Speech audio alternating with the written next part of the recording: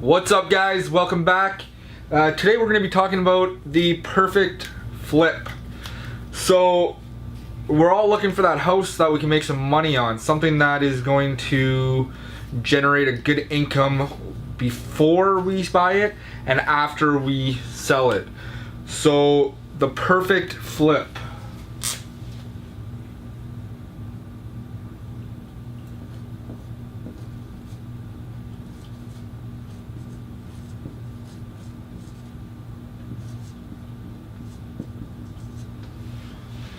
The perfect flip. So what does the perfect flip entail? The perfect flip entails something that is fairly priced.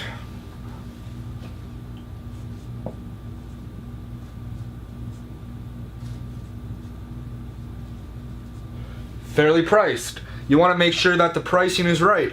You want to make sure that you're going to make money, and how you're going to make money. Are you going to do the renovations yourself and save on contractor fees, or are you going to pay a contractor to do it? That's a big hit, and you got to know where you stand on that aspect. Myself, I do my flips myself. I do the renovations myself.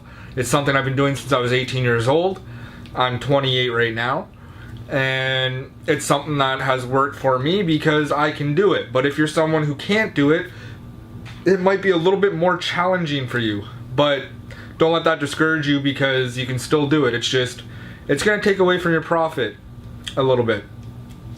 So fairly priced. You want to look for a house that is priced perfect. When I say perfect, I don't mean something that everybody is buying every day. You want something that somebody doesn't know about yet, that if it did come out on the market right now, it would be gone in a second. Have a realtor.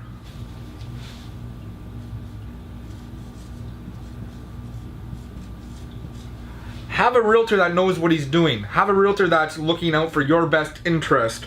Maybe it could be a friend, a family member, something like that, but have a realtor that knows exactly what they're doing, exactly what to look for you, and that is in the same game as that you're playing in, because he'll know what to look for. So fairly priced, a good realtor. Neighborhood. Make sure it's in a good neighborhood. Absolutely 110% has to be in a great neighborhood. You can't have a house that is for sale and it's, it needs work, but yeah, it might be, in my area, houses here, a cheap house is probably 200 grand. You see a house for $89,000, it needs a lot of work. That's a very good price because houses around here go for 200 grand, but it's in the very bad parts of your city, my city. You don't want that. Stay away from that.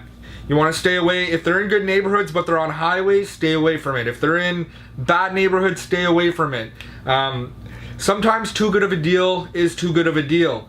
You better know your neighborhood before you decide that you're going to go out and start purchasing real estate and start flipping, because if you don't know your neighborhoods, that's going to bite you in the woohoo. So watch it. Yeah, I just did that. Watch your neighborhood. Make sure it's in a good neighborhood. You want a good neighborhood. A good neighborhood's gonna have parks. It's gonna have water parks. It's gonna have grocery stores beside you, stuff like that. Not too far from you. Bus stop locations, colleges, universities. Make sure it's in a good neighborhood. That is number one. That is definitely number one. I will not buy a house unless it is in a neighborhood that I am okay with. Because you could do this house, you can get it, and yeah, you're gonna make money on it, but a house that's in a good neighborhood that you flip, that's gonna sell probably in the first month, is gonna take you about 6 months to sell in a bad neighborhood, and you're probably not gonna get your asking price and nothing close to it. So neighborhood is key.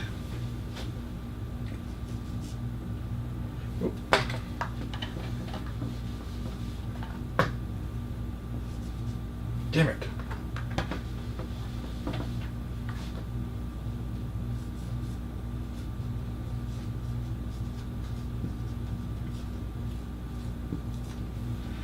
Neighborhood. Make sure it is in a good neighborhood. That is my rendition of a house. So a good neighborhood. I don't know what it's like in the States. I'm not from the States. I'm from Canada. In Canada, usually if you're going to be flipping houses, you need at least 20%. You need at least 20% down. Okay? It's not like you see on TV. I'm going to tell you that right now. You're not going to buy a house. It's going to take you 2 weeks or a week like you see on TV, and then you're done. It doesn't work like that. It doesn't happen like that. Sometimes you'll get an easy project where you could just take the keys, put it in your hand and out the other. Don't even have to do a thing. Very rare. 20% down here in Canada usually is the deposit for the down payment on the house. So on a $200,000 house, you're going to be spending roughly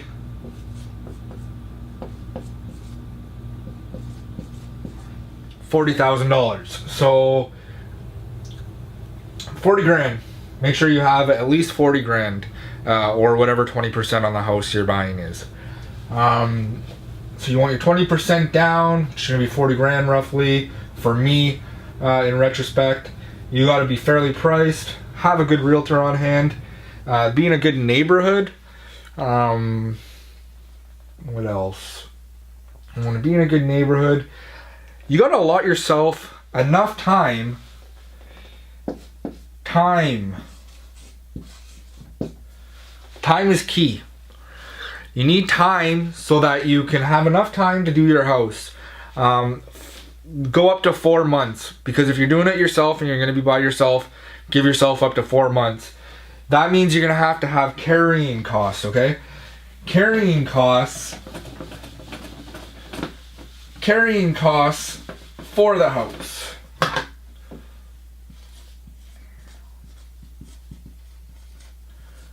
Carrying cost for a house. So this is another thing. Make sure you have enough money to carry the house. That's a big factor, especially your renovations.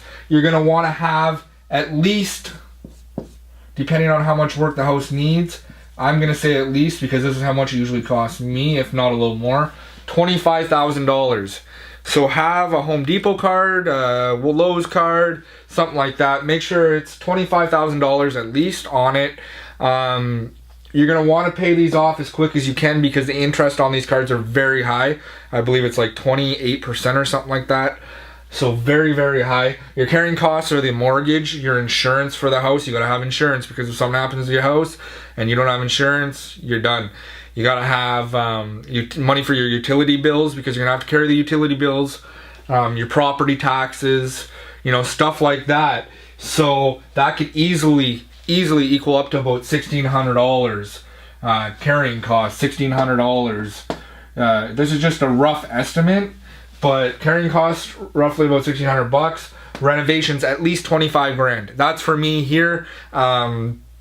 I get the best bang out of my buck by using at least 25 grand. You will do possibly like that. Like I said, it's all on location. Where I'm from, it's 200 grand roughly for a fixer upper. But in Toronto, you're looking at over $1 million. So it all depends on where you're from. You want to make sure that the market is good. Don't go buying houses and there's strikes all over your city. Nobody's working. You're not gonna do well. Same with small towns. I don't know how it is in small towns. I've never tried it. I can imagine the sales are pretty slow, probably because the towns are smaller. Again, I'm not sure on that aspect, but make sure that the market is good, real estate wise, and make sure you get a good deal on that house. Make sure. Don't be afraid to put in offers that are unrealistic, but also remember that if it's too good of a deal, sometimes you got to pay asking price, because if you go too low and it takes them a while and somebody else comes in and offers them full price or maybe even more than that, you're going to kick yourself right in the bottom, because you could have got that house for cheap for exactly what it is. And so don't get greedy. That's my point. Don't get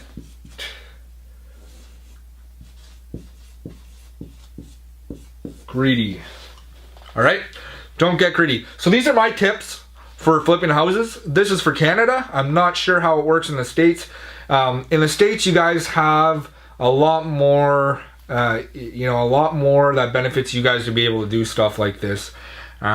Here, it takes a lot of collateral equity and stuff like that.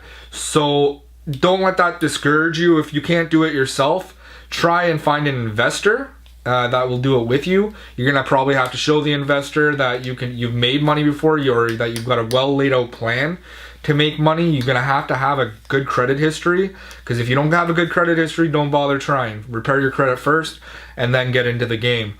Or you might have a family member that's willing to take a chance with you. That's the best case scenario, and do the financing part for you, and you guys split it 50-50 for the time being until you can build up enough equity and start doing it on your own.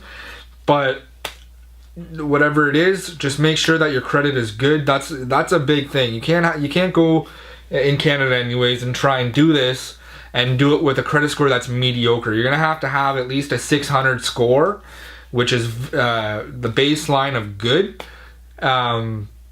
A 600 score at least, and you might even need a cosigner at 600, but 650 plus you should be good. The lower your credit score, the more deposit you're gonna have on a house, or the more stipulations they might have for you to do your financing with. The best scenario, like I said, is to find a private investor, build up enough cash so that eventually you can start buying these flips cash and avoid the bank. Banks in Canada do not like you doing flipping. They hate it. They lose money. They do not like it at all. So eventually you're going to run out of lenders to start lending, that keep lending you money to do these houses, because eventually they're going to all catch on that this is what you're doing. So use your head, save your money, put it back into your business, and for the time being, when you first start out doing this, pretend that the money's not even there. Pretend it's not even there, and just keep saving. Keep saving. Buy it cash. As soon as you have enough money to buy it cash and get rid of the banks, put them away. That means you're not going to have no mortgage anymore, and it's going to benefit you. Again, my name is Chris. Thank you for following my YouTube page. If you liked what you saw today, hit that subscribe button down here, or down here, I believe. It's probably going to be down here. Hit that subscribe button. Like, comment, subscribe. Talk to you guys later.